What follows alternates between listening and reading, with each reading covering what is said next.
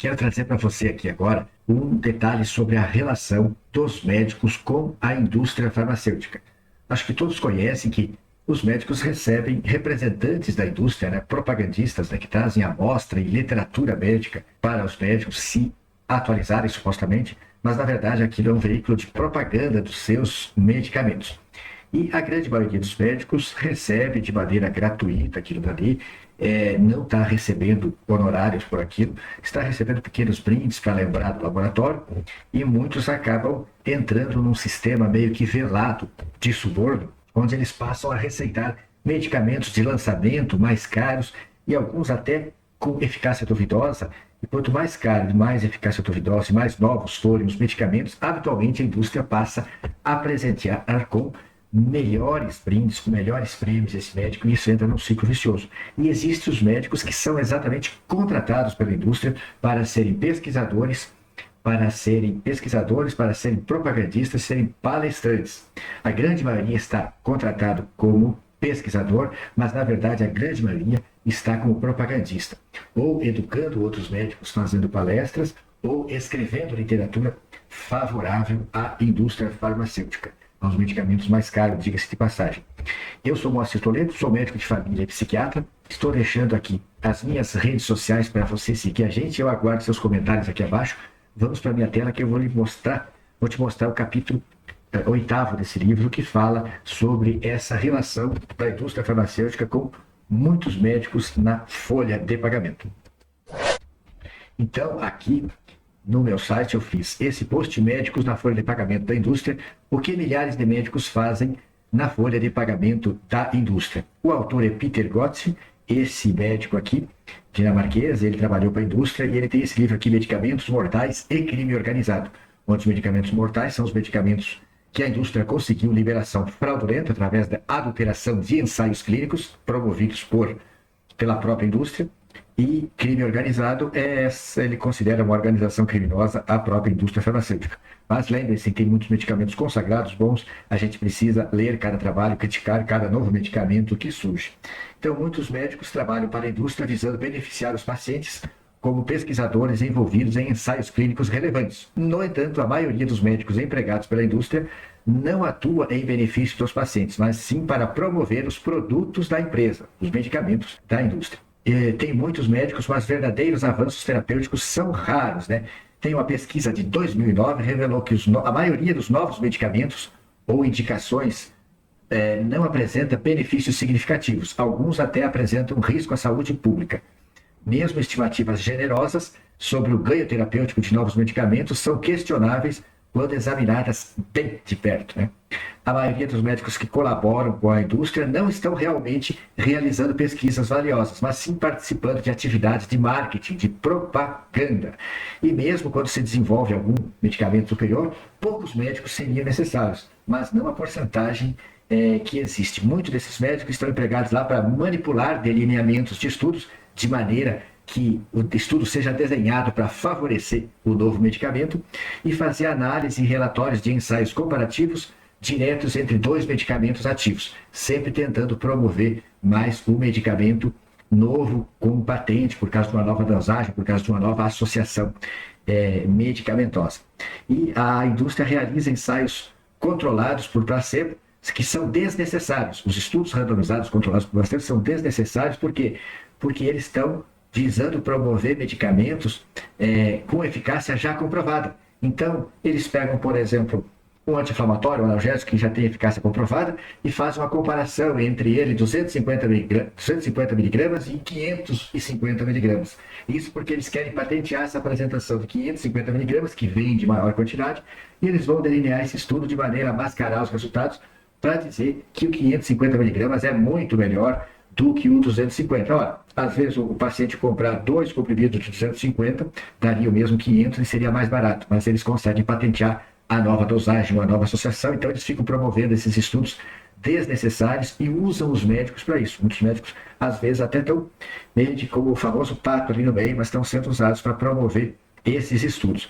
E aqui, ó, o estudo aqui mostrou que 97% dos 1.626 médicos dinamarqueses que auxiliam a empresa como pesquisadores não realizam pesquisa valiosa, mas ajudam a empresa no marketing. 97% dos médicos que estão lá empregados como pesquisadores, na verdade, só estão fazendo palestras para outros médicos e escrevendo literatura de maneira bastante evidente que é marketing.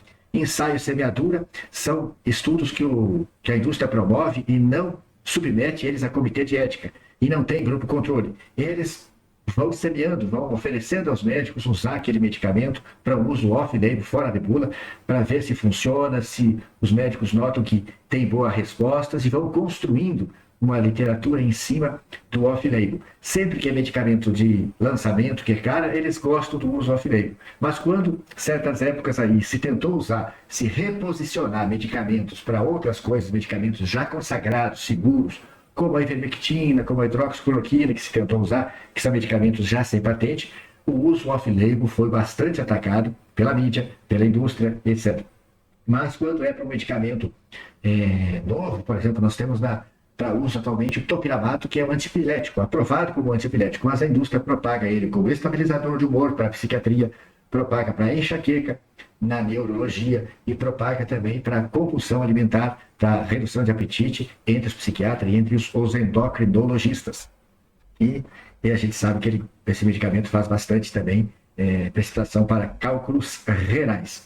E aí a indústria tem alguns chavões, né? Alugue um líder-chave de opinião para aconselhar. Então, médicos destacados, que às vezes até podem estar falando mal de algum medicamento, etc., eles precisam silenciar esse médico. A indústria promove alguma coisa contra esse médico? Não. Ela vai lá e contrata ele como conselheiro da indústria. E aí, sempre que ele dá o pitaco contrário ao medicamento da indústria, ele não ganha nada. E se ele vai lá e dá um pitaco positivo para a indústria vai saber, é claro, que tem algum medicamento dela que ele gosta. Aí eles pedem para fazer um parecer. Ele faz um parecer bom, e aí ele vai ganhar um envelope de recompensa bastante gordo, cheio de presentes, com muitos dinheiros ali dentro, e aí logo ele entende que ele precisa falar bem dos produtos da indústria, daquela indústria, para receber aquele envelope e aqueles prêmios, né? Alugue um líder-chave de opinião para educar. Então, quando eles encontram um médico destacado, professor, sei lá, mestre, doutor, e que dá boas aulas, eles tentam contratar esse médico e vão dar palestras cada vez mais de destaque para ele e maiores premiações, conforme mais bem ele educar os outros médicos a usar medicamentos de lançamento. Então está aqui falando da prática de promover o off-label, né? Então é fundamental que sejam implementadas medidas rigorosas para garantir a transparência e a independência na relação entre a indústria farmacêutica e os profissionais de saúde.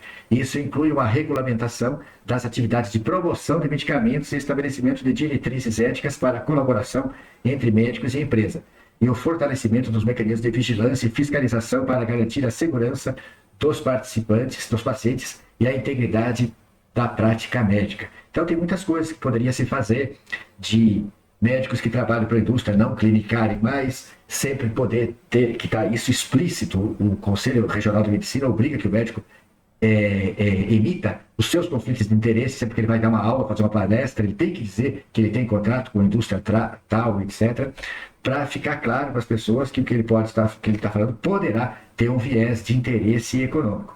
Mas, de qualquer forma, mesmo que se façam todas as proibições, a indústria pode ter caixa 2, pode liberar dinheiro para os médicos de maneira escondida. O que interessa é que nós precisamos estudar para não ser vítima das fraudes e a gente poder sempre estudar e questionar e sempre olhar para esses vieses de confusão que pode ter nos ensaios clínicos, nos estudos científicos e os vieses de interesse econômico. Voto muito que você clique aqui e vá para o download do material aqui. Você pode baixar esse livro, Medicamentos Mortais e Crime Organizado, para você ler. Você vai poder ver quem é o autor, Peter Gotts. Ele é formado em Biologia, Química e Medicina Interna. Ele trabalhou para a indústria aí por quase 10 anos e ele é um dos fundadores da colaboração Cochrane, que é uma entidade que avalia estudos científicos e de muito renome no mundo. Então, não tem jeito. O que a gente precisa fazer é estudar para ficar ciente das coisas que acontecem e a gente poder sempre criticar e tentar ficar mais livre desses vieses aí dos interesses econômicos. Eu estou deixando aqui minhas redes sociais, lembrando para você seguir, dar teu like no vídeo. Eu aguardo seus comentários aqui abaixo. Muito obrigado e até o próximo vídeo.